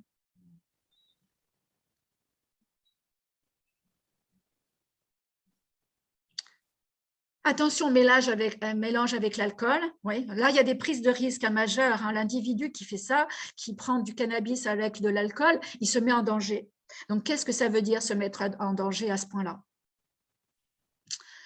Alors, il y a aussi quelque chose que l'on entend actuellement, c'est un peu comme Dry January qui va arriver en janvier, c'est de faire des pauses dans sa consommation. Et je pense que c'est bien avec tous les produits, ça. C'est ce qu'on conseille aussi aux jeunes. Est-ce qu'ils sont en mesure de maîtriser leur consommation et de s'inquiéter s'ils n'arrivent pas à faire une pause dans la consommation? Et là, avec les joints, s'ils fumaient un joint tous les 2 jours, bah, c'est fumer un joint, mettons, tous les 4 ou 5 jours. Qu'est-ce que ça donne? S'ils fumaient un joint par mois, qu'est-ce que ça fait de ne pas en fumer pendant 1 mois? Et donc, c'est faire une pause et voir comment ça va. Si ça passe, c'est parfait. Si les personnes se sentent mal, à ce moment-là, il faut explorer avec votre aide ou avec l'aide de quelqu'un d'autre ou tout seul, mais ça vaut la peine de se demander pourquoi on n'arrive pas à faire de pause. Pourquoi on se sent mal quand on en fait une. Bon, ça, vous savez, hein, que dit la loi, hein, donc, ce sont des produits illicites, c'est un stupéfiant depuis 1970. Donc, il y a des jeunes qui se retrouvent, alors, voilà, ça dépend des quantités qu'on trouve sur eux, etc. Voilà, il y a des pays qui ont essayé de faire autrement pour ne pas engorger ni les tribunaux ni les prisons avec des personnes qui n'ont rien à faire dedans. Voilà, donc en plus de ça, il y a une disparité de traitement entre les tribunaux. Et puis à l'heure actuelle, on ne peut pas, à part le CBD hein, en thérapeutique, mais autrement, quand il y a l'étude qui teste le cannabis thérapeutique, on ne peut pas faire le distinguo entre l'usage récréatif et l'usage thérapeutique. Donc là encore, il y a des avancées à avoir, etc.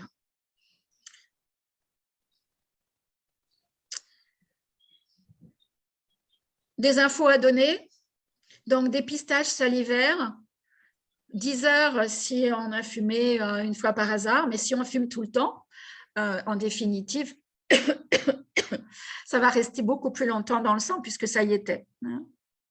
Voilà. Et dans les urines, on le trouve 3 mois après. Bon, les gens savent qu'il faut faire un test sanguin pour confirmer. Voilà, donc, bon, moi, j'ai mis qu'on faisait du chiffre. Bon, il y en a certains quand même, quand ils sont arrêtés et qu'il y avait du cannabis, ça leur permet d'arrêter une consommation qui n'était pas si nécessaire pour eux. Voilà, la police leur a fait peur et ils s'en tirent avec la frousse et puis ben, ils arrêtent, quoi. C'est compliqué de savoir ce qu'il faut faire exactement. Oui. Donc là, consultation jeunes consommateurs, je ne sais pas exactement là où vous êtes situé, à Massy, à Évry, à Étampes, à Arpajon. Il y a plusieurs XAPA avec des consultations jeunes consommateurs où il y a psychologue, assistante sociale, c'est un travail de groupe et vraiment c'est très, très, très, très intéressant. c'est gratuit, c'est anonyme. Et ça, c'est important pour eux. Et même nous, médecins, quand on les reçoit, parfois c'est difficile aussi, quand j'ai des jeunes au lycée, d'aller voir leur médecin traitant, leur médecin de famille, parce qu'ils traitent la famille, parce qu'ils soignent la famille. Et donc, voilà. La solution, ça peut être la consultation jeune consommateur, mais il faut y aller. Il y a des endroits où, dans les lycées, les consultations jeunes consommateurs viennent à domicile. Ils viennent une fois par semaine, ce qui fait que les jeunes ont pris l'habitude de les voir dans les locaux, de voir le psychologue, l'assistante sociale dans les locaux. Et ça, je trouve que c'est une bonne solution. Parce que déjà, c'est difficile pour des adultes de franchir le seuil d'une consultation d'addicto, d'en parler à son médecin. Mais pour un ado qui a peur que ce soit connu, que ce soit su par la famille, c'est quasiment impossible, quoi.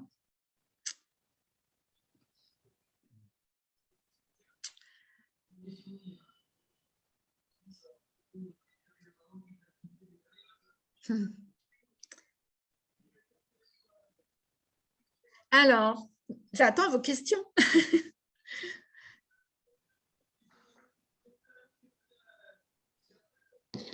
Maintenant qu'on est tranquille.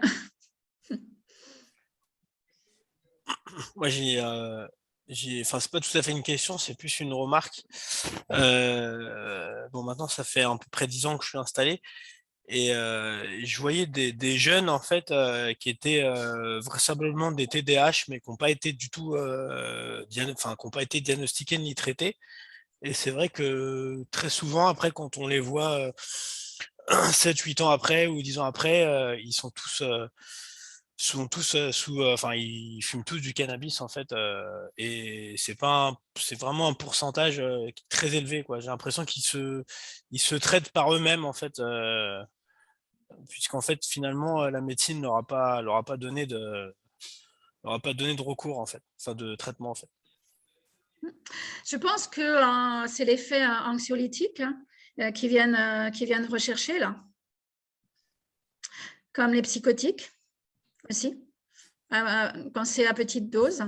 Il y a cet effet-là qu'on commence à bien connaître chez les patients psychotiques, moins chez les jeunes dont vous parlez. Mais oui, c'est ça, c'est de l'autoconsommation. C'est pareil avec l'alcool. Ouais. Mais dans le cannabis, il y a vraiment beaucoup de substances. Donc, on connaît bien 2 substances et encore. Mais certainement qu'on va découvrir aussi d'autres molécules qui sont peut-être aussi importantes pour certains types de problèmes que vous évoquez. Peut-être que ce n'est pas le THC, là, qui va être une automédication, peut-être pas le CBD, peut-être encore autre chose. Donc, je suis prudente, mais c'est vrai qu'on a vraiment l'impression que c'est de l'automédication. Ouais. Alors après, quand on les retrouve qui s'automédiquent comme ça, si ça leur fait du bien au niveau comportement, etc., c'est bien. Et puis, on peut faire aussi de la réduction des risques et pour pas qu'ils aient de problèmes respiratoires et autres à force de fumer, quoi. Ouais, qu'est-ce que vous en pensez? Moi, j'avais une question sur un autre sujet. Tu disais que le CBD, c'était un antipsychotique. Et du coup, je me demandais si vous aviez des décompensations tardives du coup, chez les jeunes de 30 ans au moment où ils arrêtent de fumer. Des jeunes qui auraient décompensé plutôt à 25 ans s'ils n'avaient pas fumé, mais qui du coup décompensent après quand ils arrêtent. Alors, c'est anxiolytique à petite dose. Mais par contre, chez des personnes qui sont psychotiques, là, ça devient plus compliqué à grosse dose. Donc, il y a une balance bénéfice-risque qui est difficile à gérer. Mais en tout cas, ce que l'on voit, c'est que quand un psychotique arrête brusquement pour X raisons le cannabis qu'il prenait à grosse dose, il peut en tolérer beaucoup plus que la population générale. Et là, en effet, il va y avoir des crises d'angoisse importantes. Donc, comment on peut faire ne pas diminuer brutalement, en tout cas, ça c'est sûr, hein, la consommation de cannabis. Passer au CBD, essayer le CBD, mais à forte dose le CBD. Est-ce que je réponds à votre question, Amélie, ou pas complètement? Oui? Moi, j'avais une autre question à propos de l'huile de cannabis. Et vous parlez de pneumopathie visqueuse et je voulais savoir, elle arrive dès les premières consommations, il faut quand même une consommation répétée pour que ça arrive? Ah non, c'est si on met de l'huile. Oui, pour l'huile de Si on met de cannabis. l'huile de cannabis, mais ça arrive tout de suite, ça. D'accord, c'est dès Tout de suite, et on se retrouve en réanimation rapidement. D'accord. Ouais, parce que le produit, vous avez déjà touché le e-liquide, un liquide de la cigarette électronique, vous avez déjà touché? Oui, oui, oui. Ouais, donc c'est visqueux. Et on peut avoir l'impression que c'est de l'huile. Donc, les jeunes vont se dire, en définitive, je vais mettre de l'huile de cannabis, parce qu'il y a de la vraie huile de cannabis qui existe, et je vais mettre ça dans une cigarette électronique. Sauf que dans une cigarette électronique, ce n'est pas de l'huile. Et là, oui, l'huile va en chauffant, aller dans les poumons et provoquer cette pneumopathie lipoïde. Donc, ça arrive tout de suite, oui. D'accord. Et il y a des consommateurs de ça en France, ça? Ils ont essayé. D'accord. Ouais, il y a surtout les jeunes hein, qui essayent, voilà. Ils aiment bien bidouiller aussi. Donc, c'était logique, en voyant que le liquide de la cigarette électronique était huileux, de penser que c'était de l'huile. Et donc, il n'y avait pas de problème de rajouter de l'huile. C'était logique. Mais je pense qu'il y a eu un défaut de communication de la part des vendeurs de cigarettes électroniques. Mais on ne pouvait pas tout prévoir non plus. En disant bien, attention, ce n'est pas de l'huile. Mettez pas de l'huile dans votre cigarette électronique.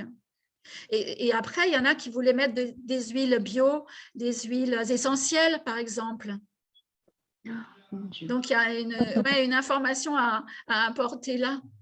L'huile essentielle de thym pour le rhume, etc. Non, on ne met pas ça dans une vapoteuse.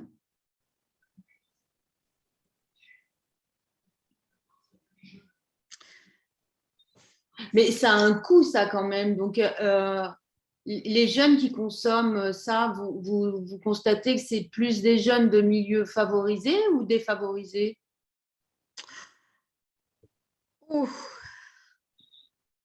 Le prix qui est vendu par les dealers n'est pas exactement le même. Hein. Ouais. Entre Gif-sur-Yvette, Chevry et puis les Ulysses, hein, par exemple. Voilà. Et puis, il y en a qui n'ont pas besoin de faire de la production dans leur chambre, etc. Ah oui, d'accord. Okay. Ou bien de revendre une partie. C'est comme ça aussi qu'il y en a pas mal qui rentrent dans un circuit de deal. C'est que pour pouvoir payer leur consommation, il faut que ça en revende un petit peu. Et c'est là où il va y avoir aussi du shit qui va être coupé. Donc, au départ, celui qui en achète 1 kilo, le gros revendeur, il va le couper un peu. Il va vendre 1 kilo à l'autre, qui va le couper encore une fois, qui va le vendre encore à 100 grammes, 10 fois 100 grammes. Et ces 10 fois 100 grammes vont être recoupés. Donc, à la fin, celui qui va acheter 10 grammes, ça aura été coupé, je ne sais pas combien de fois, par les différents dealers. D'accord. C'est ce que j'ai compris. Voilà. Okay. Mais bon, il y en a beaucoup. Alors, c'est pour se faire, en effet, il y en a pour se faire un maximum d'argent, mais il y en a, c'est pour leur consommation personnelle. Ceux qui sont, qui font 1 ou 2 joints par jour, ils en revendent. Voilà. Alors, dans les lycées, d'ailleurs, il y en a chaque fois, j'entends parler de 1 ou 2 jeunes. Les collèges aussi, vous avez des collégiens? Alors, collégiens, un petit peu. Ah ouais. Ouais. Mais là, on dirait que l'attrait ça change. Ça a changé ces dernières années.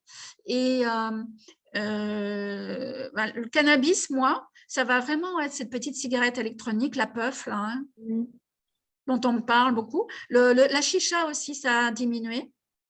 Mais ça va très, très vite, les modes, là, hein, je trouve. Donc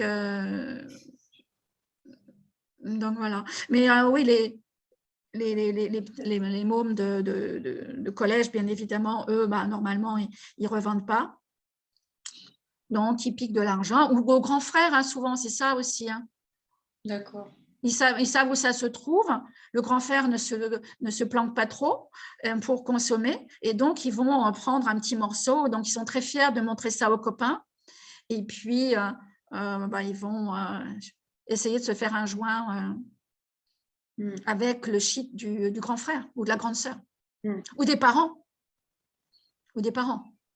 Et ça, oui, j'en ai pas parlé, mais il y a quand même des familles où les parents fument le cannabis. Alors, j'ai parlé de ceux qui n'étaient pas fiers quand ils avaient des enfants de fumer le cannabis et qui arrêtent à cause de ça, mais aussi ceux pour qui ça pose aucun problème. Hein.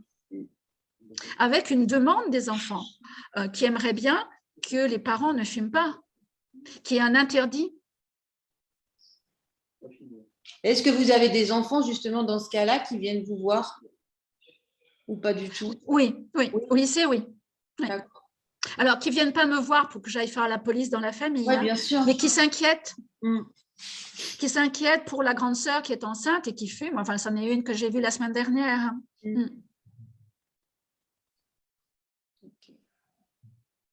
Mais il y a vraiment une prise de conscience. Et je trouve que dans les collèges et les lycées, il y a les professeurs qui font vraiment un travail super en chimie, en SVT. Alors ça s'appelle plus SVT, mais ils ont énormément d'informations maintenant. Énormément. Ce qui n'empêche qu'il y a des moments où ils ne vont pas bien. Et moi, mon rôle, c'est de leur dire que oui, il y a des passages dans la vie où on n'est pas très, très bien et on va utiliser un petit peu le produit qu'on a sous la main. Quoi. Si on vivait au Mexique, on prendrait un champignon. Et voilà, donc ça les fait rire et en même temps, ils se sentent un petit peu compris. Et ce que je leur dis parfois, c'est que heureusement, la vie, elle n'est pas toujours désagréable et que quand on va se sentir moins seul, qu'on aura une copine, etc., on aura pris l'habitude de fumer diverses choses et qu'après, on a du mal à s'en séparer. Et que, il y a des médecins, il y a des psychologues, etc., qui sont là pour aider à passer ce cap. Alors, mais je vous dis, là, le cannabis, hein, je ne sais pas si vous avez beaucoup de jeunes qui fument du cannabis, là, actuellement, que vous voyez? Pas dans mes patients, mais dans ma scie, vous en rencontrez forcément. Hein. Moi, je suis infirmière, donc dans les tournées, oui, vous en voyez. Ce n'est pas forcément vos patients. Je n'ai pas mes patients, mais vous en voyez. Si, c'est vos patients, si vous les voyez. Non, mais je les vois comme ça. Dans la rue, oui. Voilà, dans la rue. Ça se sent quand même. Hein. Tout à fait, oui. Moi, j'en ai pas mal, ouais, je pense. Ouais. Après, en ce qui concerne pour l'argent, en fait, visiblement, il y a des nouveaux. Ils font des réseaux en fait de proxénétisme où en fait ils aident les jeunes ados à. En fait, ils protègent les jeunes ados pour pas avoir de problème avec leurs clients, pour toucher de l'argent en fait, et pouvoir après s'acheter les substances quoi. Pour le cannabis, hein. Oui.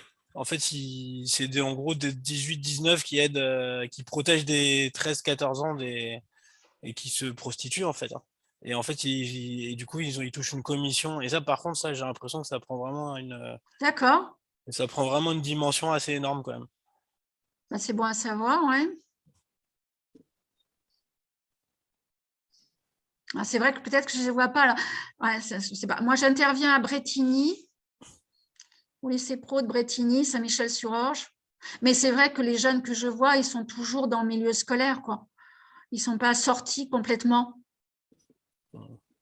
du milieu scolaire. Donc, moi, je n'interviens pas en prison. Ah, moi non plus. Moi. Non, mais bon, enfin, quand on parle de proxénétisme, c'est la prison, là. Et, Ouais. ouais. Non, moi, je sais par contre qu'ils revendent ça, ouais, de petites quantités, hein, ça leur suffit. Mhm. De petites quantités.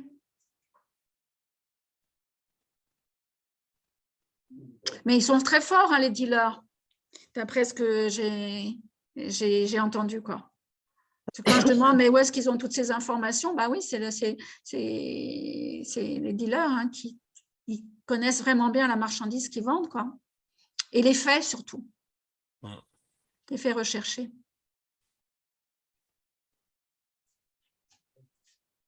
Ouais. Mais ces jeunes, bon, ils savent, hein, que de toute façon, c'est un moment de leur vie et qu'ils ne vont pas faire ça tout le temps, etc. Mais ils voient bien qu'à un moment donné, ils se retrouvent piégés. Alors, en ce moment, bon, c'est peut-être pas seulement en ce moment, surtout les garçons, ils aiment bien jouer au foot, hein, quand même. Et puis, ils aiment bien tous les trucs en salle, la musculation, enfin des choses comme ça, que je ne connaissais pas bien.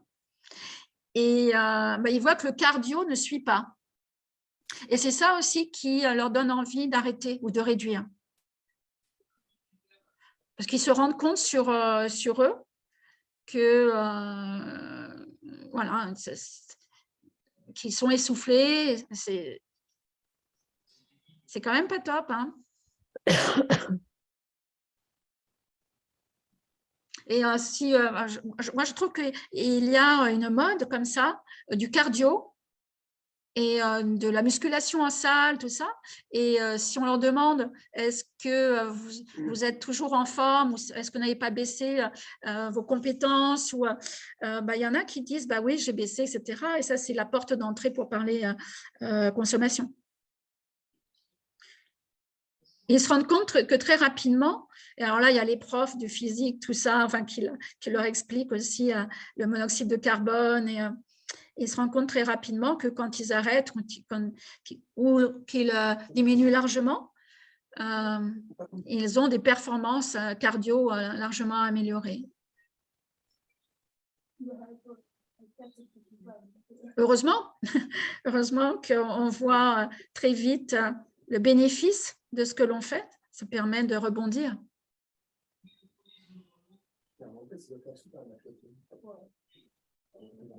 Est-ce que j'ai pu apporter quelques infos sur… Est-ce qu'il y avait des choses que vous ne saviez pas? Pardon? J'allais poser une question, mais moi, il y avait des choses que je ne savais pas, ça c'est sûr. Je pensais au snooze que vous avez, que j'ai découvert il y a très peu de temps parce qu'il y a eu un reportage qui a parlé de ça. Vous en voyez beaucoup qui consomment de ça? Ah bah ça commence là, cette année. L'année dernière, c'était la puff. Il parlait que de ça. Et alors là, c'est le snus. C'est pour ça que je disais que ça change vraiment très, très vite. Et on dirait que, bon, en définitive, le cannabis, c'est plus tendance, quoi. Et donc, le snus, oui, et puis bon, il y a tous ceux qui font du sport, quoi, qui l'utilisent. C'est du tabac, hein, très concentré. Et donc, ça, évidemment, ça a les effets positifs du tabac, c'est-à-dire la concentration, puis ça donne un peu, comment dire, ouais, ça donne la pêche, quoi, sur le moment. D'accord. Voilà, c'est arrivé par les sportifs qui venaient dans les stations de ski françaises, les Suédois, puisque là-bas, c'est légal. Et puis, bon, ça rappelle pour certains, parce que au Maghreb, le snus, hein, voilà, ils ont quasiment le snus, quoi, la chic, le tabac que l'on met sur le côté de la gencive. Alors ça, sauf que là, le tabac, on n'a pas enlevé du tabac les aldéhydes, etc., qui sont cancérigènes.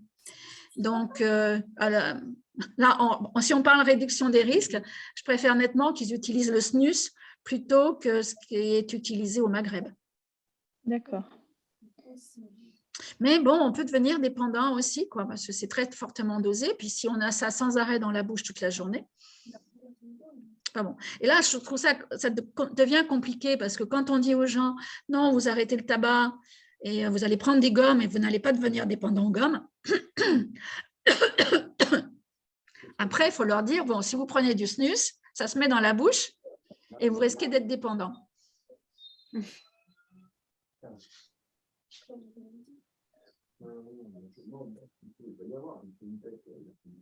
Voilà. Est-ce que sur le cannabis, est-ce que la vaporisateur, vous connaissiez? Non. Je crois qu'il ne faut pas hésiter. Hein. Ça se trouve sur Internet et puis dans les boutiques qui vendent CBD, etc. Voilà. À Palaiso, il y en a une. Là, l'autre fois, il m'avait montré tout ce qu'il avait comme appareil. Ça peut vraiment être une solution en attendant de tout arrêter.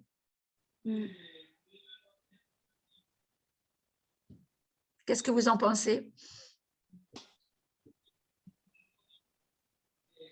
Moi, je n'avais pas du tout cette notion que c'était beaucoup moins toxique. Déjà, je ne connaissais pas. Et en plus, je ne connaissais pas du tout cette différence de toxicité entre la combustion et la vaporisation. Ouais. Mais ouais. Vaporisation, oui, c'est la température qui fait la différence. Hein. Il n'y a pas de combustion, quoi. Ouais, il n'y a pas de fumée, il n'y a pas de... Ouais. Je n'avais pas du tout cette notion, donc merci. Non, je vous en prie. Il faudrait leur donner à tous un vaporisateur, en définitive.